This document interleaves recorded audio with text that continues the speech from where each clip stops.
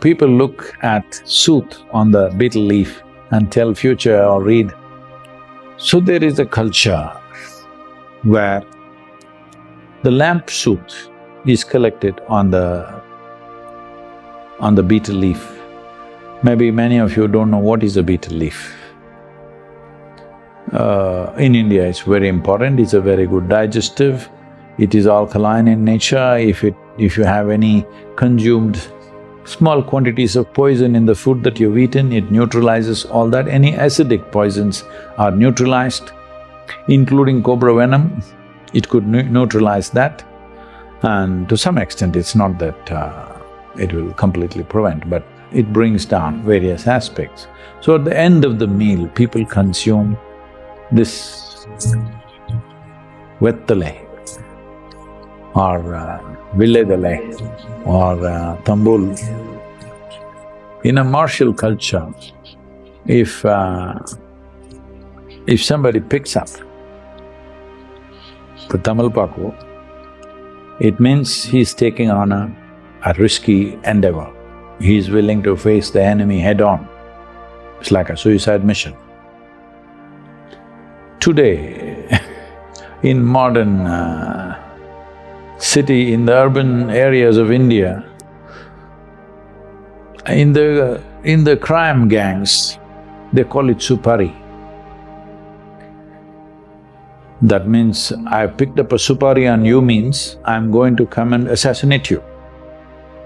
So, the word spreads. There is a supari on him. Whoever kills him will get the supari.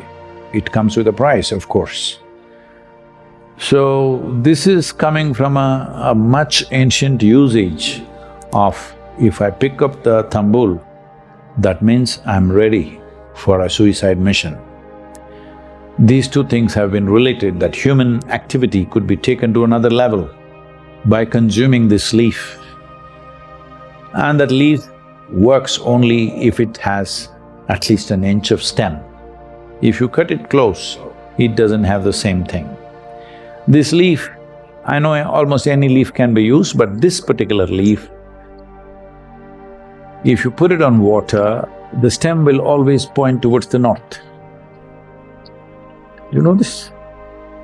If you put it in the water, in still water, it will naturally turn this way and point to the north. So if you're lost in the forest, you have a Tamalpaku with you, you put it there in the water, it shows you which way is north. Once you know north, you know all the other directions, I believe.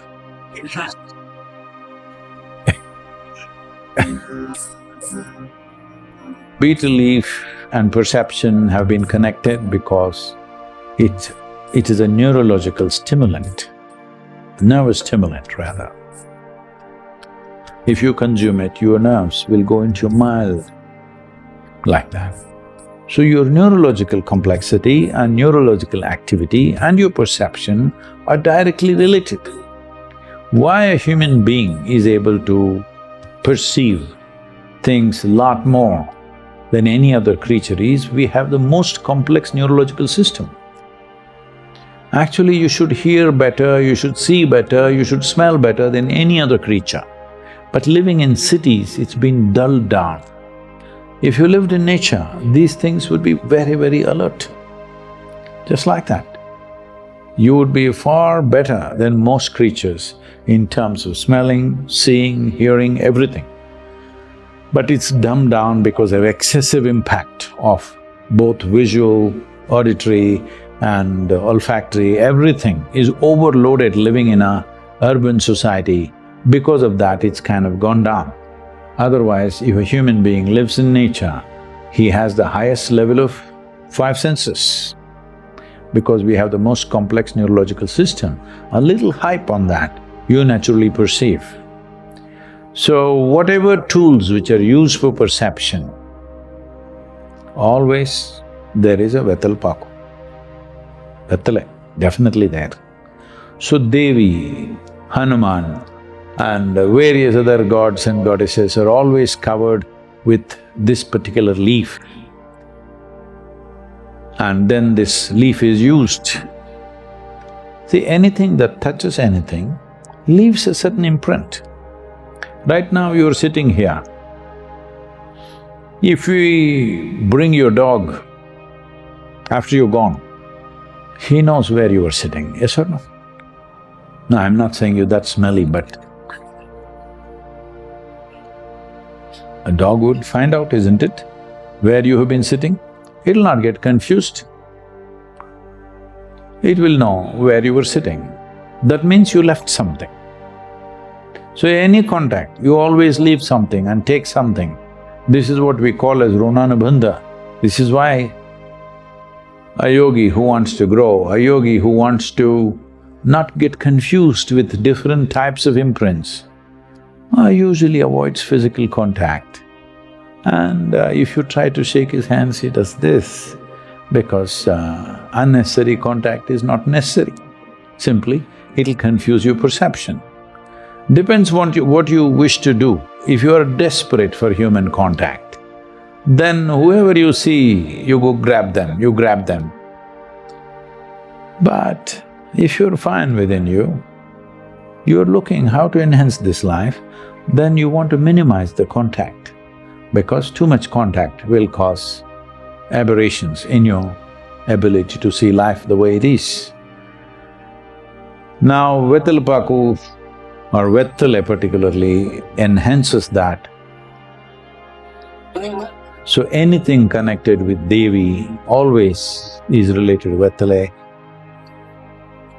This is strange for, because many Indians fight with this because they don't know what it is. So they think they must place the leaf, the point towards the goddess. No, always the stem towards the goddess.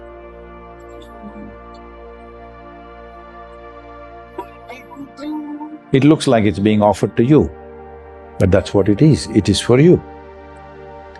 Because a betel leaf stem is capable of perceiving things. Betel nut and this leaf are used together, so English people started calling it betel leaf. It is not a betel leaf, it is Vettale. Paku is separate.